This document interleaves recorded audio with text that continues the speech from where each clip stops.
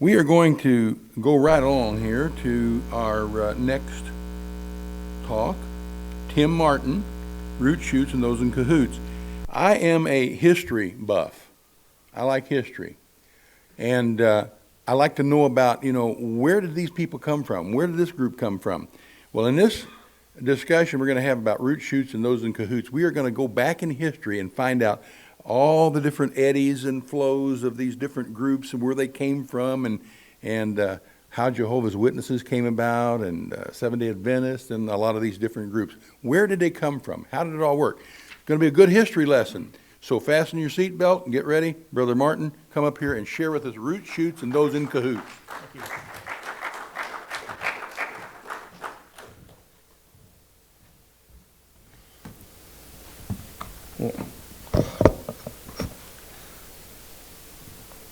Good morning.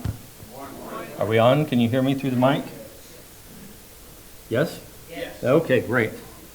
All right. Well, I have been sitting down there for the last 10 minutes trying to figure out how I'm going to introduce this, and to tell you the truth, I'm not sure that I came up with a way. I first gave this talk probably close to 10 years ago. As Charles said for himself, that he's a history buff, and I find the history of this organization, not just the organization of the Watchtower, but all the stuff that I'm going to get into, I just found it incredibly fascinating, and I did months and months of study of this and decided to present this at an EM&R conference, and I had 2 people show up, and I was just devastated. I'm like, man, that's not a good use of my supporters' money to educate these 2 people. And then I got the idea to do this at the Witnesses Now for Jesus conference in Pennsylvania, which, by the way, I live about an hour and 10 minutes or so from that conference center, so it was easy for me to drive up there. Joan Setnar agreed to have me teach this, and after I taught it, it was great to be able to teach it. I thought, well, now, when am I ever going to teach this again? Who's ever going to care about this subject? And they video recorded it, as we're doing now, and I got the recording of it, and I was with Watchman Fellowship at the time, the only true countercult ministry. I'm now an offshoot, I guess. Right, David? President of Watchman Fellowship, James Walker, says, well, why don't you get a YouTube channel, put it up on there? All right. It's one of my largest viewed talk that I have on there. I mean, thousands and thousands of people have watched this.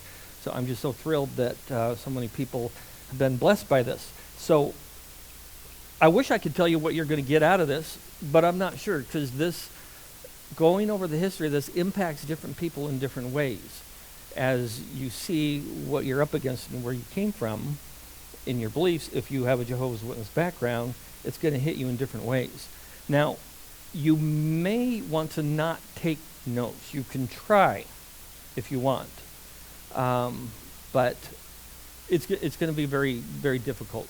I have over 120 different transitions on this PowerPoint to get through, and I can almost promise you I'm not going to get to the end of this. I'm going to try as much as I can, but I'm not going to get to the end of this presentation. If you go to YouTube and you type in Roots, Shoots, and Those Cahoots, you'll see my smiling face come up, and you'll see the presentation that I gave then. And it's almost the same presentation. There's some different bells and whistles, some different information. I learned when my time in the military, well, the Air Force, anyway, that as soon as you become predictable, you become a target for terrorism. So I never try to give the same presentation exactly the same, because they're out there and they're going to figure out. I'm being predictable. I'm giving the same presentation. So I always try to change something. All right?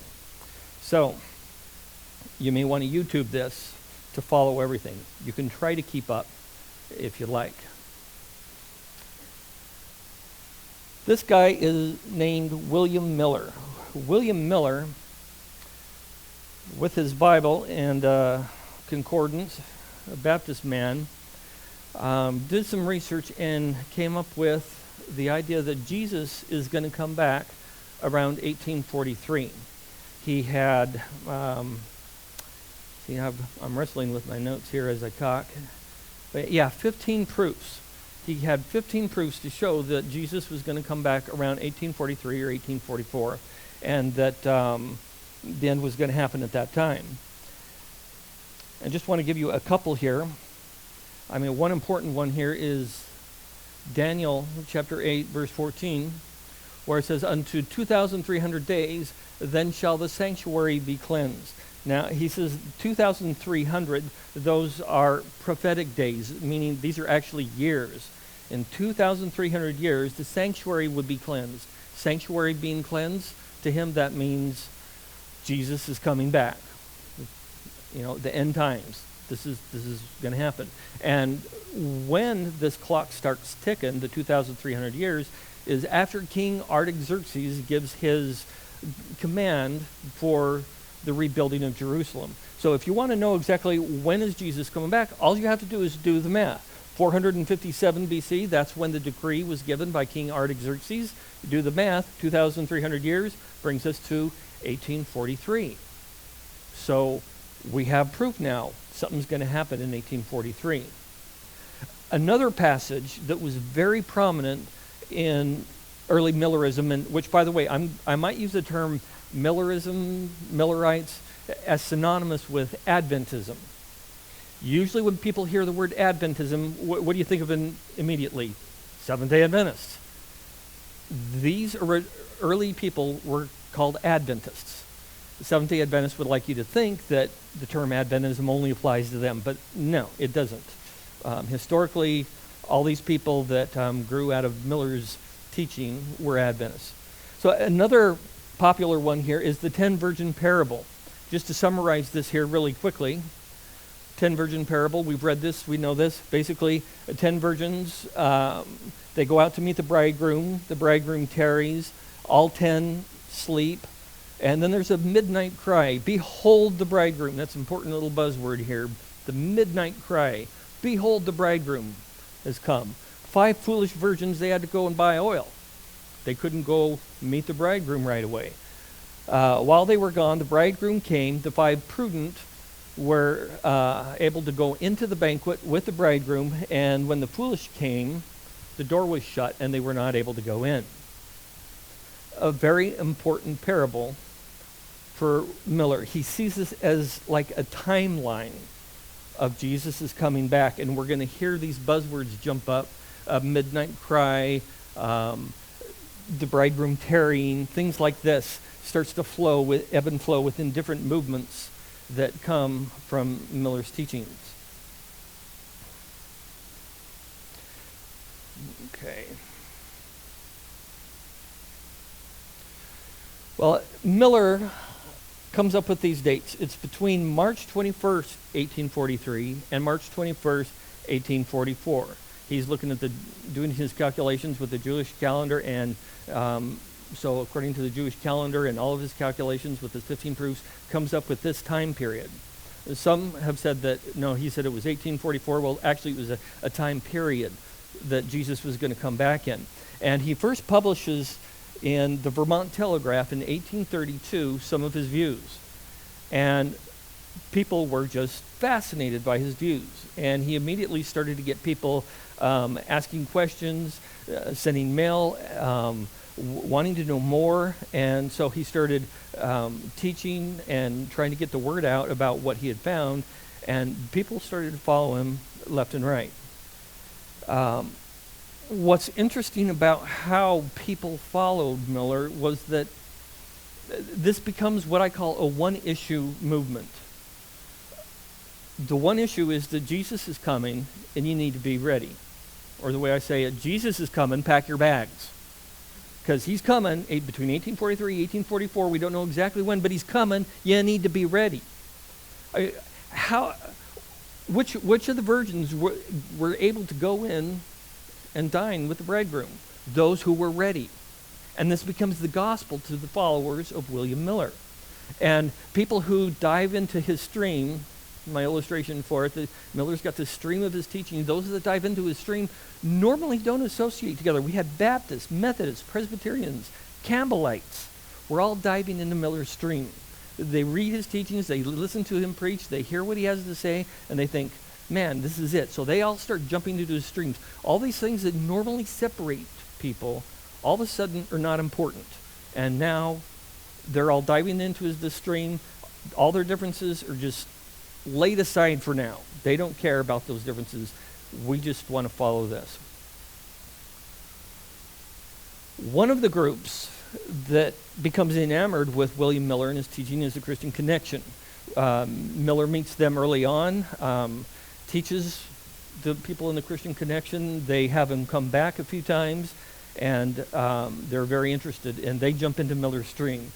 What's important about the Christian Connection, which sometimes it's written with an X, sometimes with a T, Christian Connection. This early group called the Christian Connection had two very important doctrines that get into the stream of Millerism, and that's Arianism, the idea that Jesus is not God, and conditional immortality, the idea that you're not going to live forever after this life. When you die, you're gone.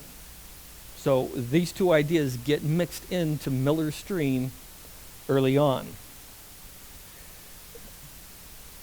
Now, if you're a Millerite at this time, what would you be doing if you started to agree with this? If you believe this, you adopt this into your system, as anybody, what are you going to do? You're going to start telling people. Your friends, your family, your neighbors, your church, you're going to tell everybody that you can. And if they're not convinced, they may not be very nice to you. In this time of history, people were very different than they were now.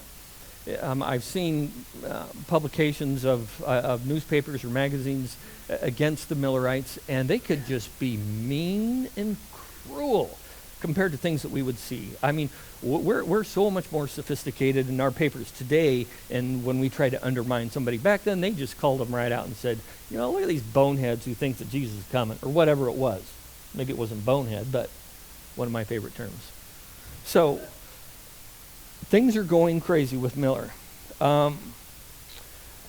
One important key figure in the Christian Connection is this guy here, Joshua Himes. Joshua Himes is an experienced publisher, and so he takes William Miller's teachings and starts to publish it in this magazine called The Signs of the Times. And people read this, and the movement grows more and more. Himes said that there were 5 million copies of Millerite teachings that were published in the next 2 years. And Miller estimates there were 1,000 congregations with 50,000 people that were following him. And a lot of persecution started to come along with all the popularity. Now, Miller never gave the exact date. Remember, it's somewhere in this period. Whoops.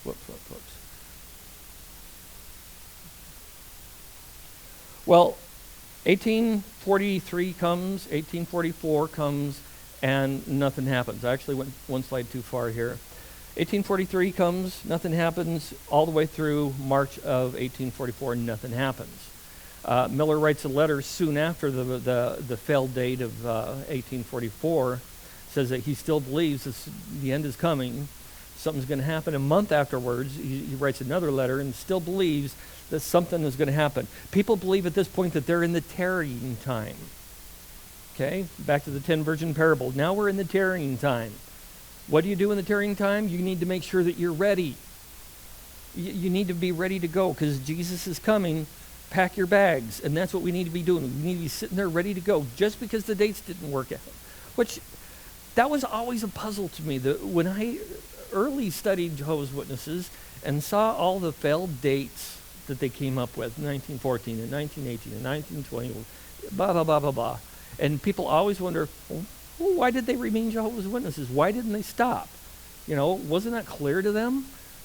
And in 1844, at March 22nd, why didn't they stop being Millerites and just go back to their churches? Well, because as the fervor of Millerism was taking off and they were jumping into Miller's stream, the gospel in their minds changed. The gospel no more had anything to do with Jesus making an atonement on the cross. And sure, that fits into their theology here and there, but that's not the gospel. The gospel is Jesus is coming. Pack your bags. So just because you get the date wrong of 1844 doesn't mean the gospel's wrong. It means, okay, there was something wrong with what we were thinking about that date. The gospel's still right. Jesus is coming. Now we need to figure out what happened with 1844 and move on from there. So, in this tarrying time, there were different people suggesting different dates or different reasons of why nothing happened when they thought it was going to happen. Then this guy here, Samuel Snow, in a camp meeting, said that October 22nd, 1844 was going to be the real end. This was called the seventh month message, or the true midnight cry. Obviously, the other one was the false midnight cry or whatever, but now we're at the end of the tarrying time. The true midnight cry is going to happen in October 22nd. Well, guess what happens in October 22nd, 1844? Nothing. Right, exactly. Nothing happens. This now is called the Great Disappointment. All these people were gathered around, ready for something to happen. And from what I read, people were upset. They were crying in the streets. They thought for sure something was going to happen. Now, if you were living in this time and you were one of the neighbors, you were one of the family members, or you were going to church where Millerites were in there trying to tell you you need to believe this, what are you going to do? Now, today you might not, but back then, mock and jeer and Jesus didn't come back like you said. You know, they get all this persecution more and more, which impacts Millerites' movement. It sends it on a specific trajectory. Right. Miller said, after his failed predictions, that in 1 week he received 16 different papers advocating different views, all claiming to be Adventist papers. One author said that after 11 years, there were some 25 divisions of what used to be the Advent body. Now, the reason why there's so many divisions that are going to happen at this point is because there was no centralized figurehead anymore. William Miller kind of held on for about a year after 1844 and then fades into the distance.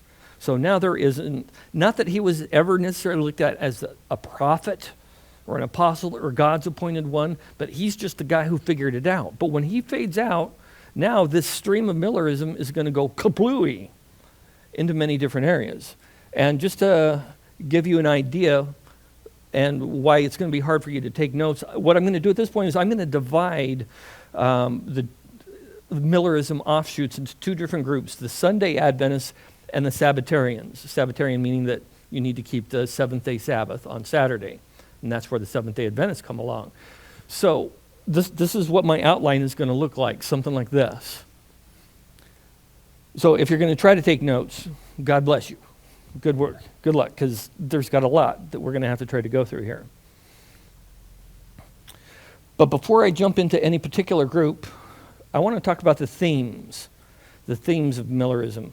First of all, Advent focused. Okay, that's a given. They're looking for the end. This is the gospel to them. They're Advent focused. In Edmund Gruss's book, he cataloged these as different dates that different Millerite people ended up predicting.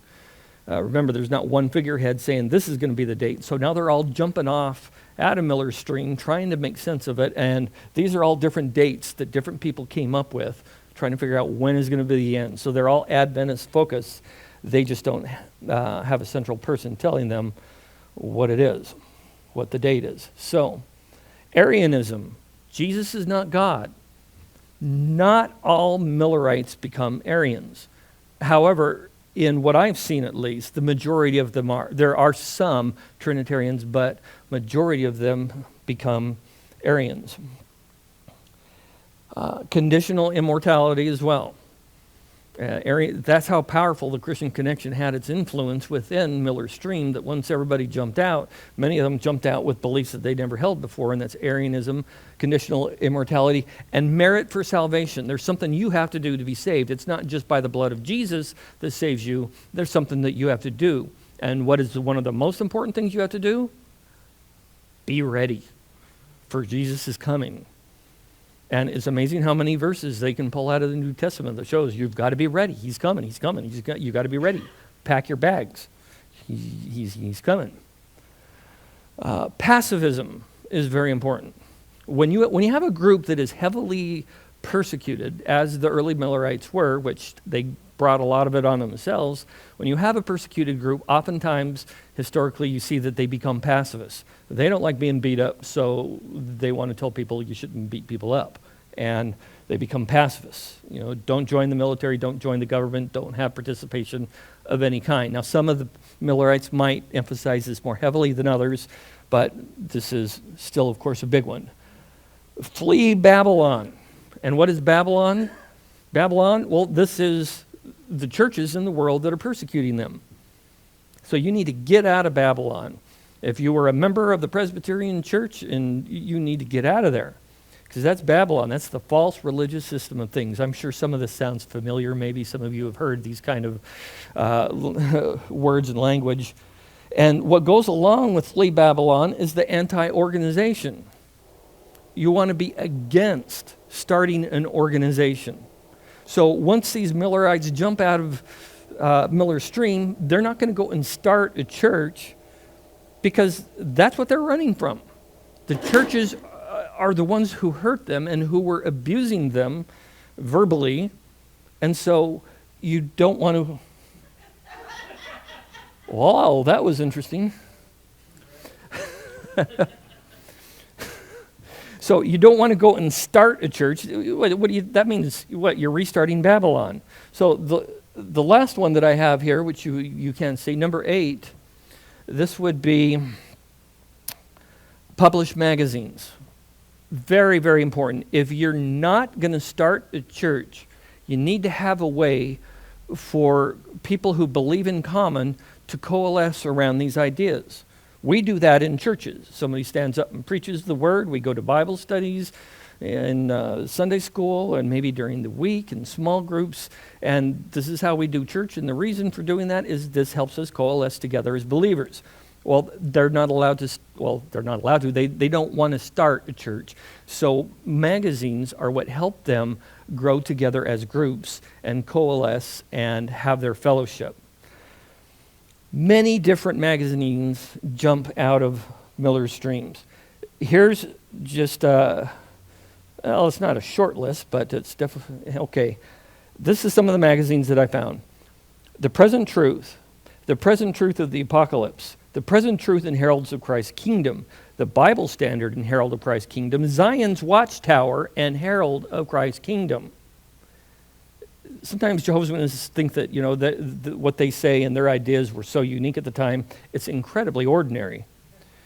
Herald of the Coming Kingdom and Age to Come, Herald of the Morning, Advent Herald. Now, in all of my research, I've never found out who this guy named Herald is, but I'm looking, because boy, he seems to be key, right? Messiah's Herald, Herald of the Coming One, Herald of Christ's Kingdom, Herald of the Epiphany, and the Old Corn Gems. So there's some outliers there with some unique names. So, publishing magazines. These are 8 themes that I saw strongly found throughout Millerism.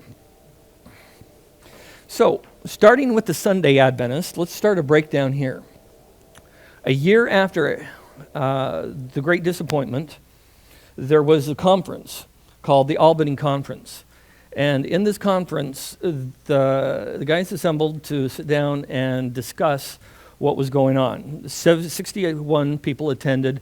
From what I understand, William Miller was one of those who attended. And they had several issues that they had to discuss. One of them was the idea of the shut door. In the 10 virgin parable, the door is shut while the 5 foolish virgins are out. When they come back, the door is shut and they can't get in. Well, is the door shut or is the door open? That's a really big issue, because if the door's shut, that means people can't get saved, because the door open represents people go into the banquet. If the door's shut in this timeline, then people can't get in. Well, if people can't get in, what do you not do? Go tell people about the gospel, because they can't get in. They can't be saved. Only those that were watching and waiting, those are the ones. Sabbatarianism was discussed. I had the Albany Conference here under the Sunday Adventists because of this very idea that those who attended the Albany Conference were Sunday Adventists, and they totally rejected the idea that you have to keep the Saturday Sabbath in order to be saved. Let's see. I did have a quote from them here. All of a sudden, I can't find it, but for time's sake, let's just move on. So the Albany Conference helped kind of squish together some of the Sunday Adventists, but still they end up springboard off in many different ways. This here is Dr. John Thomas. Dr. John Thomas, I believe he was from England, came over to the Americas and got involved in the Campbellite movement for a while. And after being in the Campbellite movement, he started to have some disagreements over the Campbells with some things. And so he met William Miller in person in 1843, liked some of his teachings on the end times, and became a Millerite. Now, there's no records of who's a Miller or who's not. You don't keep records. There's no attendance kind of thing. I mean, that's Babylon, right? That's who those Babylonian churches, that's what they do. So we can't say that there's this list and he fits on that list. But people who follow him would say that he impressed William Miller, and William Miller learned from him, and he learned from William Miller. And he definitely comes off as a follower of Miller just because of how his teaching progresses from here. He travels around New York City and he begins to give lecture, and he writes his book, The Hope of Israel. He's an Arian, doesn't believe that Jesus is God. He's a pacifist. He's against organized religion. One unique thing about him and his teaching is he says that Satan is not real. There is no real personal Satan with a conscience. The idea of Satan is perhaps maybe illustrative of the allurements of the world. Well, his group became the Christadelphians in 1865, which is, I think, was it Greek or German for brothers in Christ? Now, why would they become Christadelphians in 1865? This is the date that they were incorporated. They were finding their own home and their beliefs much earlier on, right after he started teaching in 1846. But the reason why that they had to incorporate is one of the characteristics of Millerism is pacifism, right? If you want to get out of military service, you can. But how do you do that? You have to be identified with a religious body, a recognized religious body that is against going to war. So many, and what happens to Thomas is not unique. This happens to many of the Millerites. They have to then now incorporate and become an established religious body, the very thing that is distasteful to them, in order for their people to not go to war. So now you get these pacifists that are anti-religious organizations being forced to make a decision. Do we now cohere and become a legitimate Christian church? Or are we forced to go to war? Which is the lesser of two evils? Well, they become the Christadelphians. All right. There was a group of people that were kind of floundering and had magazines and tried to cohere. And some of their names were the Age to Come movement, the Restitutionists, Soul Sleepers, the Judaizers. And they decided to try to join ranks. As they started to learn of each other, they started to join and try to have fellowship. And I throw up the date 1869 because that's the date that they were attempting to have unity. But they struggled over decades in order to really cohere. But in 1921, they finally came up with more of a organization, and they became the Church of God of General Conference, Abrahamic Faith. By the way, the idea of General Conference, conferences, that's another big Millerite theme I should probably have had in my outline. I don't know if you've ever heard of religions out there that likes to have these big conferences, but here we go with one of them here. So we have the Church of God of Abrahamic Faith. One of the key figures in this early movement is this guy here, Benjamin Wilson. Benjamin Wilson corresponded a lot with Dr. John Thomas many times. He translated a book called The Emphatic Diaglott. Anyone ever hear of that? It's important with the Watchtower. Wilson taught that there's this one faith of promises to Abraham that a literal kingdom would be established in the future. And that's why we have the Abrahamic faith up there. But at one point, he broke off. He had traveled around Ohio and he established many congregations. But in 1888, he started this group here, the Church of the Blessed Hope. And it was originally a church of General Conference of the Abrahamic Faith, but he broke off.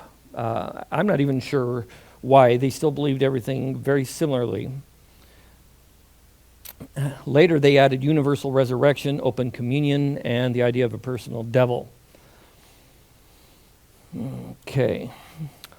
Jonathan Cummings comes up, and he says, William Miller was 10 years off, and he gave the date of 1854. 1854 was the date that Jesus is going to come back, the sanctuary would be cleansed, and everything would be fine. Well, some people didn't like the idea that he's setting a new date. There was internal tension and struggles. Some people went their own way, but others held fast to the idea that 1854 was going to be the end. And 1854 came, and guess what happened? Nothing. Nothing happened. Now, they did something very unique in Millerism, though. When 1854 didn't happen, guess what they did? They admitted they were wrong. I'm like, whoa! They admitted they were wrong. Now, those who followed the 1854 date and acknowledging that they were wrong, this became the Advent Christian Church, which I'm going to be bringing up again here in a little bit. So remember, Advent Christian Church. Our next gentleman here is John Walsh. Where's John Walsh here? His group was called the Spiritualizers in the beginning.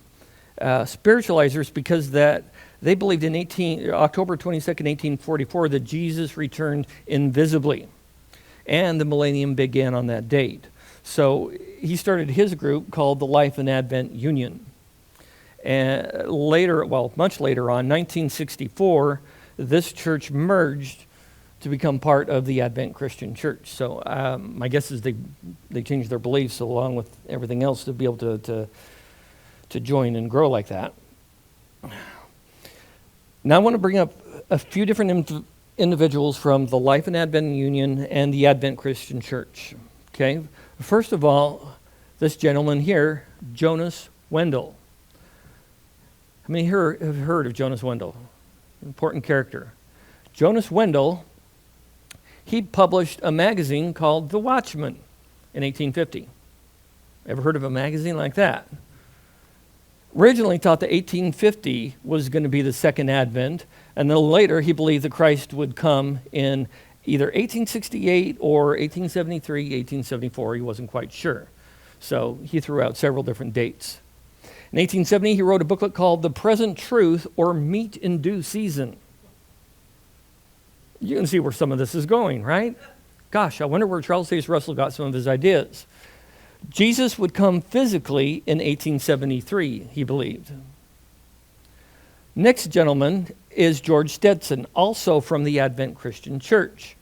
George Stetson attended the Albany Conference. In 1843, he had a magazine called The Bible Examiner. 1872, he was a pastor of a church in Pittsburgh. Now, he was only pastor there for about 10 months. After that, he moves on to Edinburgh, but it's important that he's around in Pittsburgh at this time. And now George Storrs from the Life and Advent Union. There we go. Christ's ransom sacrifice provides for restitution of mankind to a paradise earth. And that's a key doctrine within the Life and Advent Union. So people who are saved are going to be here on a paradise earth, not in heaven. Sound like familiar ideas so far. Passover should be celebrated only once a year. Who does that? The Great Pyramid of Egypt corroborates the Bible. Did Charles Taze Russell have any unique ideas? No. Well, I don't. He comes up with some later, maybe. Well, these three gentlemen have a big impact on Jim Valentine. Oh, Charles Taze Russell. Jehovah's Witnesses often think that their organization just kind of sprung up out of nowhere. Once in a while, some Watchtower publications will say that Charles Taze Russell early on was in Bible studies with some other people, but they don't really elaborate much, and you would almost assume that he was the leader of the Bible study. Since these guys are having these ideas way before they met Charles Taze Russell, and then he walks away from them with all these ideas, my guess is that he was not a leader, he was a student, and he knew nothing of these things. So he meets these guys, he studies with them, but he's not fully convinced. However, he's soaked in their ideas. But he's not fully convinced and doesn't follow them. So later on, he meets another guy named Nelson Barber. Nelson Barber is an independent Adventist. He's roaming around teaching and preaching, and he has his magazine, and Charles Taze Russell gets a hold of it and is convinced, finally. Nelson Barber pushes him over the line, and this is the right belief. And Charles Taze Russell sells his clothing stores. I can't remember, let's see, I have it somewhere in a confusing jumble of notes. But in today's market, his clothing stores would have been worth about $5 million. And as the Jehovah's Witnesses might want to point out, like, look at the commitment this guy had to sell his clothing stores and sink his money into Nelson Barber's magazine. You know, this guy was just so zealous for the truth, and he just really wanted to get it out there. Well, that is one explanation of why he did that. There's another explanation. First of all, this is Nelson Barber's timeline that he was teaching in his publications. 1844 to 1874, the bridegroom tarries. And then there's a 3.5-year harvest period up until 1878. Gentile times are going to be over in 1914, but look at 1878. The bride would be translated. In their terminology, this means the 144,000 are going to be going to heaven. The anointed class, the way they would call it today, they're going to be translated. When did Russell meet Barber and sell his clothing stores? 1876. It wasn't that he had so much faith in the system and wanted to teach this throughout the years of the rest of his life. He thought in 2 years it was going to be over. And that's why he did the actions that he did. Still, admirable obviously shows his commitment and his belief of this, but he thought that he was going to be translated and go to heaven in 2 years. Well, guess what happened in 1878? Nothing.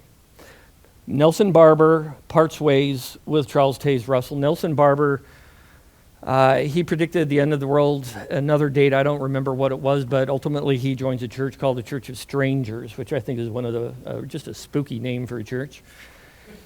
But Charles Taze Russell then needs to move on with his work. In 1879, he starts the Watchtower magazine. Later, the Watchtower Bible and Tract Society is started and is incorporated, I believe it was 1884. Oh, okay, just a minute before there. So, after he started the Watchtower, there were some breakoffs.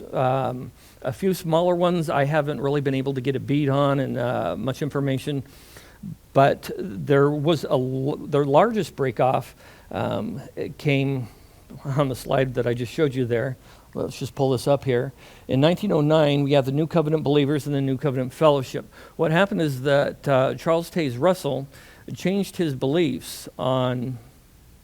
I saved some notes and they just disappeared from here. He changed one of his teachings about the New Covenant that's talked about in the book of Hebrews, that it was originally supposed to apply to New Testament believers, but now he says, no, it only applies to literal Jewish people. And that's why these people broke off. So we have the New Covenant Fellowship and the New Covenant Believers. The New Covenant Fellowship, they published their magazine, The Kingdom Scribe. It was in publication up until 1975. And then they had the Berean News. And today they publish under the imprint, the Berean Bible Church. Now, one thing to point out on my outline here is you can, which button does my, there. There are arrows at the end of some of these things, that means, at least at the time when I did my research, it appears like these groups are still in existence. If it has a little dot at the end, it stopped at some point. The New Covenant Fellowship did stop. It lasted until 1944. They were an Australian branch that jumped ship when Charles Taze Russell changed his ideas. Now, Russell dies, as we learned earlier, in 1916. It is said that he traveled more than 1 million miles, preached more than 340,000 sermons, and wrote books totaling over 50,000 pages. Now, when 1914 was not the end, which that's what he originally said. Actually, tomorrow I'm going to show you many other dates that he said. But 1914 at one point was supposed to be the end. When that wasn't the end, he said that they're in a time of testing. They're like in a testing period, like the disciples were between Jesus' resurrection and Pentecost. But after he dies, we have a new heir to the throne, Joseph Rutherford. Joseph Rutherford becomes president of the Watchtower Bible and Tract Society. And as he becomes president, there are controversies surrounding him. One of them is that there was a hostile takeover of the Watchtower by Joseph Rutherford. The bylaws of the Watchtower Bible Tract Society said that they would have a 7-man board of directors. 4 of the people who were in the board of directors disagreed with Rutherford coming on and taking over. So Rutherford kicked them out and replaced them with 4 people that would be loyal to him. I wonder why people would have a problem with that. These 4 ousted members, they tried to protest. They issued a pamphlet. They tried to get people on board with them.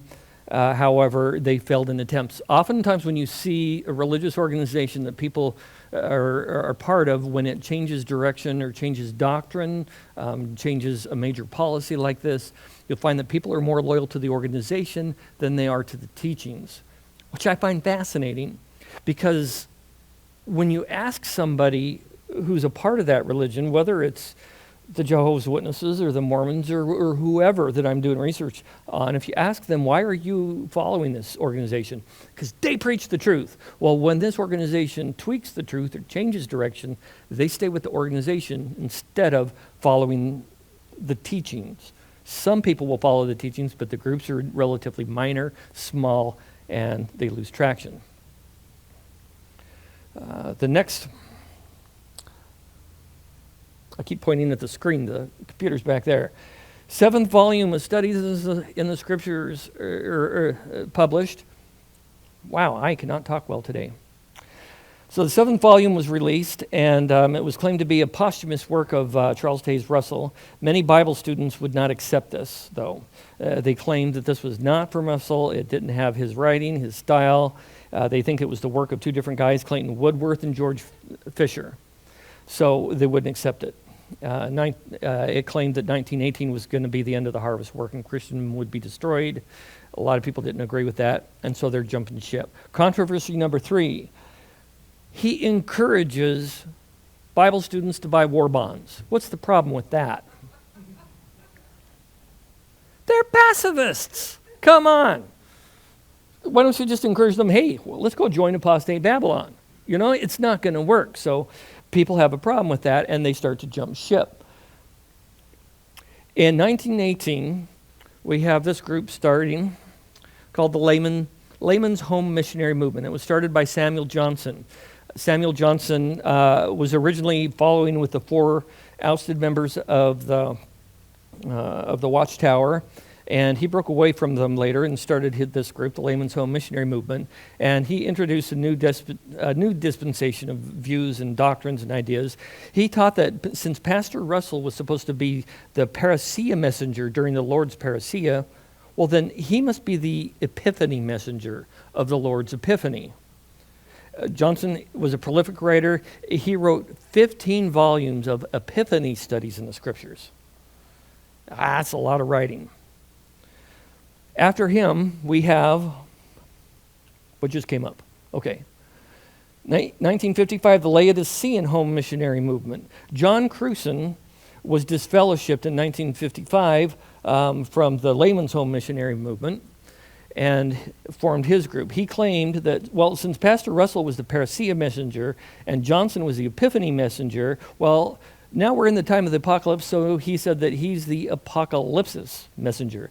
It's interesting how all these groups can see themselves within the pages of the Bible. He published a 3-volume apocalypsis studies in the scriptures and a monthly magazine, The Present Truth of the Apocalypse. I hate this. I cannot remember what time I started. What time did I start? What's that? 10:48, because you're the one who went before me. Okay, so I need to wrap a few things up here. Let me just motor through some of these quickly. Okay, we had a break off in 1956. The Epiphany Bible students. Yeah, 1956. I'm confusing myself up here. So after the death of Johnson, Raymond Jolly had disagreements with the leadership, and he was disfellowshipped, started his group in 1956. And then we have big breakoffs in 1918. We have the Pastoral Bible Institute. They had their magazine, The Herald of Christ's Kingdom. It's defunct now, but in 1960, they run the www.heraldmagazine.org.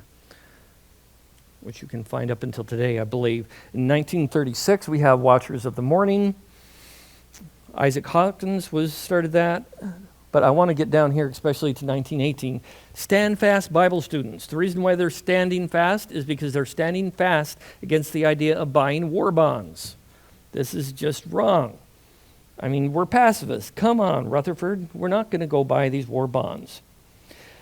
This group didn't last a super long time. As you can see, it ends with a circle there at the end. The reason why it didn't continue is the one thing that they disagreed with is going out and doing public witnessing. So their group didn't grow. They didn't add new members. So it kind of petered off and died after a while. But this next group, this is the Elijah Voice Society. Started in 1923 by John Henderson. They published the Elijah Voice Monthly. Long before the Jehovah's Witnesses came into view, they refused to salute the flag, buy Liberty Bonds, or contribute to the Red Cross. So my question to Jehovah's Witnesses is, when they let me talk about history, is how come this wasn't the faithful, discreet slave? I mean, they were doing the things that Rutherford was going against. I mean, shouldn't Jehovah have picked them? Why did he pick the others? This guy was saying go buy war bonds. These guys were saying no and refused to salute the flag, Liberty Bonds, and all this other stuff. So it just doesn't follow, doesn't make sense. One of the last groups to throw up here, the Servants of Yah, one of the stranger of the breakoffs. This group taught that the name Jehovah actually referred to Satan. So if you're a Jehovah's Witness, you are a witness of Satan. So, big difference here. 1928, we have the Christian Millennial Fellowship. These were Italian Bible students in Hartford, Connecticut. They withdrew their support with the society, eventually calling themselves the Christian Millennial Fellowship. In 1940, they began publishing The New Creation, A Herald of Christ's Presence, and eventually discarded most of Pastor Russell's writings as error. There was a movement in 1931, the Dawn Bible students, not necessarily a separate church or organization, but they were in hopes of trying to bring together all these different Bible students that were still disaffiliated with anyone and struggling on their own, trying to make their movement somehow cohere. And they had a magazine, which, as I know, up until about 10 years ago, was still around. I haven't looked to see if they're still publishing it, but they were actually very helpful when I was doing my early research on some of this and finding some of the different people and what they were doing. In 1931, the Watchtower then decided to adopt the name Jehovah's Witnesses. And according to Watchtower Publications, it says, in 1931, the Bible students adopted the name Jehovah's Witnesses to distinguish themselves from the denominations of Christendom. I don't think so. They took the name Jehovah's Witnesses to distinguish themselves from Christendom. Well, who in the world in Christendom thought that Jehovah's Witnesses were the same as them? No, they adopted the name Jehovah's Witnesses to distinguish themselves from the other Bible students from this mess that you see up here. Because at that time they were still using the terms like Bible students and that. And so, well, how are you going to know? Are you a Bible student that follows Rutherford? Or are you a Bible student that follows this or that? Well, they take that name in order to distinguish themselves from the rest of that. That was just a Sunday Adventist, and I'm already out of time. The Sabbatarian Adventists have their own stories, and a lot of it still goes along the same lines of this. People disagreeing with each other, people being kicked out from each other, disagreeing over doctrine. The main flow of the Seventh-day of the Sabbatarian Adventists, of course, becomes the Seventh-day Adventist Church, and I've often heard, I've several times have heard people say to me, "Why are Seventh-day Adventists put in the category of cult?" I just don't understand that, and that's usually because the only thing they know about the Seventh-day Adventists is the idea that they go to church on Saturday. So why would we call them a cult? Because they go to church on Saturday. That's not why. I don't care what day you go to church. Usually my quick response is, well, they teach that if you go to church on Sunday, that's the mark of the beast. Okay, so there's a lot more problems going on in there, and I wish that we could get to things like the investigative judgment and other things that Ellen White and other people added, which divided the Sabbatarian Adventists all over the map. But again, YouTube, Roots, Shoots, and those in Cahoots, and you can see the entire thing. I think at the end of it, I didn't finish this when I did this at the Blue Mountain Retreat Center either. So what I did is I sat down with a camera in front of me and worked through it so I could show people where everything worked out on the Sabbatarian end of it. So I encourage you to go there and you can see that as well. I also did this at a former Seventh-day Adventist conference, and I focused then on the Seventh-day Adventists. So who knows what you'll find when you do a search on YouTube. Now, like I said in the beginning, I'm not sure what all this is going to mean to you as you look at the history of an organization that you belong to and the mess it came from and the mess that it promulgated throughout history. But to me, it's a fascinating research topic. But hopefully it'll help ground you in history to know what happened and where you came from and how you fit into this larger, weird-looking picture that was started by a guy who was doing his best to figure out when Jesus